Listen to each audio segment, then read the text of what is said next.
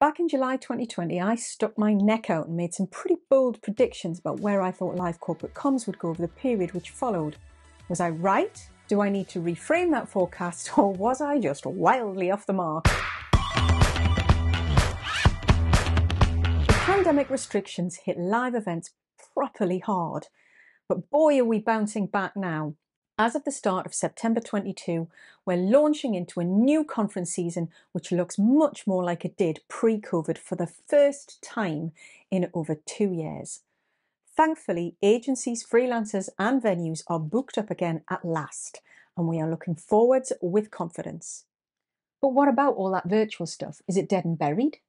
Nah. Well, I don't think so anyway. Sure, there are lots of events that have gone back to IRL F2F, but there definitely does continue to be a market for virtual and hybrid, particularly in internal corporate comms, where the pros of reach versus budget outweigh the bringing people together factor. The live streaming of conferences and corporate events is far more commonplace now than it was before the lockdowns.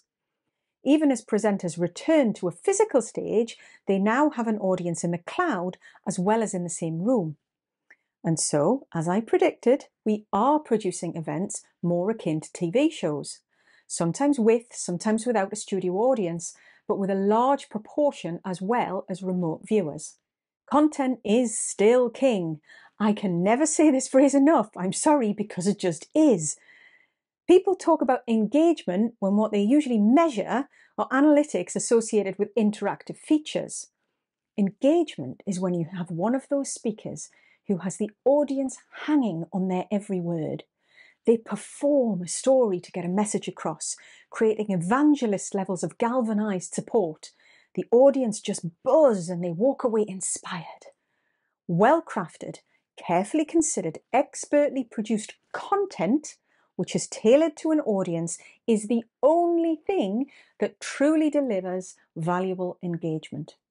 However, having said all of that, I know that not all messages lend themselves to such inspirational delivery, and interactive features do have their place. I think we can all work a bit harder to make content digestible and interesting without relying on gimmicks. With IRL F2F events, we have literally a captive audience who have little to no choice than to sit there in a darkened conference room, staring blankly towards the stage and screen. All we can do is hope that they pick up on the 10 minutes of important stuff buried in amongst the 90 minutes of waffle, because the agenda was written to fill a day and there are only 6 people who actually need to speak. With a remote audience, they can just switch off if they get bored. If they're afraid that the analytics will show that they closed the app, they can just leave it running in the background and crack on with the other things they'd rather be doing. It's much better to produce bite-sized content for an audience who, when watching anything online, are used to being able to skip, swipe and consume video at a phenomenal rate. I've been dabbling in this social media thing for a few months now, and having access to data which shows audience retention rates is a proper wake-up call on this front. If I was presenting to my company at a conference, I wouldn't want to feel as though anyone would want to skip, if they could, past me after the first 20 seconds, like they invariably do with my YouTube videos. But definitely, the stuff which I'm producing which appears to indicate engagement is the stuff like when I've got a little effect, be that sound or visual. It's the unpredictable nature that wakes the audience back up. As soon as there's a treadmill of samey stuff for more than like 10 or 15 seconds, there's a cliff of drop-off. Don't go, I'll make it more interesting. So my point here is to rethink the audience experience. Where and how are they watching? If it's online, then create content suitable for the way in which an online audience reacts. Learn from what works in social media, where the audiences have the option to be, and indeed are, fickle. Hook them early, keep things moving and pull right back on that duration. Well, what about those interactive features for participatory viewing? Well, my opinion on those hasn't really changed. I think they have their uses as an opportunity for audience sentiment and reactions, or if treated as CTAs, but I do think that they should be given more careful consideration.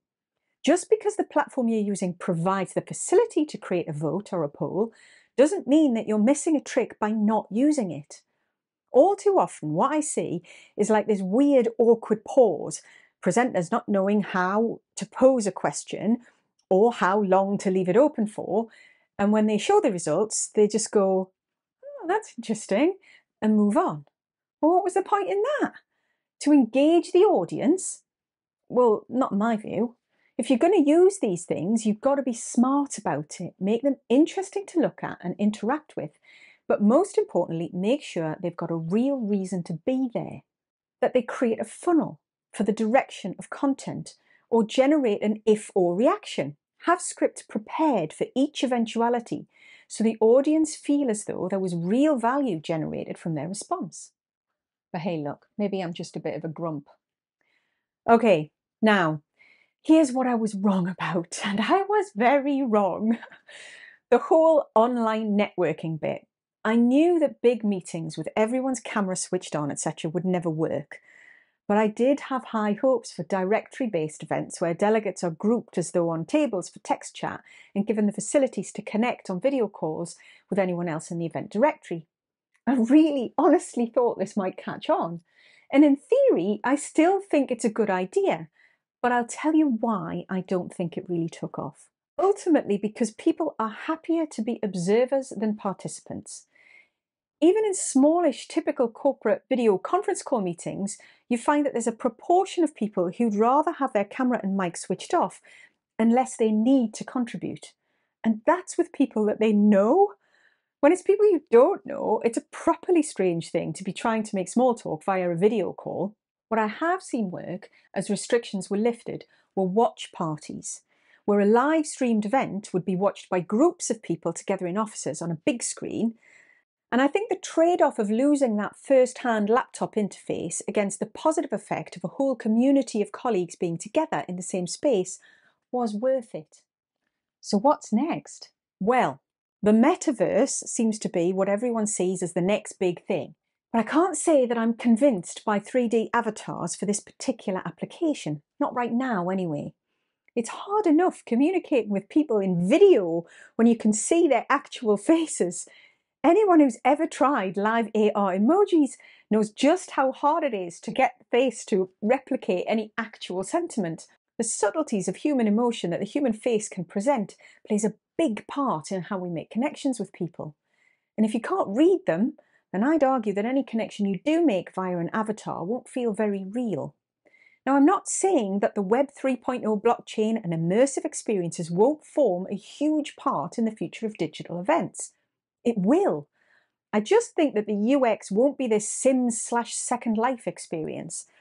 I think there's a long way to go, and it'll involve 3D cameras rather than computer-generated figures. I also don't think whole conferences will take place under headsets in virtual worlds. I think there'll be short experiences where that immersive treatment works for a certain piece, but that it will be an additional medium rather than some whole new format. The clues for this evolution are in what we've just gone through. Look at what's worked, what hasn't, and why. What we tried, what we thought would be great, and what we've reverted on. I personally think that if what we're trying to do is put people face to face, we still prefer being physically in the same room.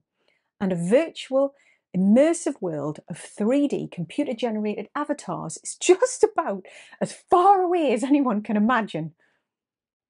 I promise you, I'm not a technophobe. If anything, I'm an early adopter, but the UX and the application has got to be right for a given piece of content. And I think we're a few iterations off yet before we'll all be donning headsets for hours at a time in virtual conferences. Well, there you go. I got some of it pretty wrong, but I was definitely right about a lot of it. And if you haven't seen it, click here and you can see my younger self prophesizing about what life would be like today.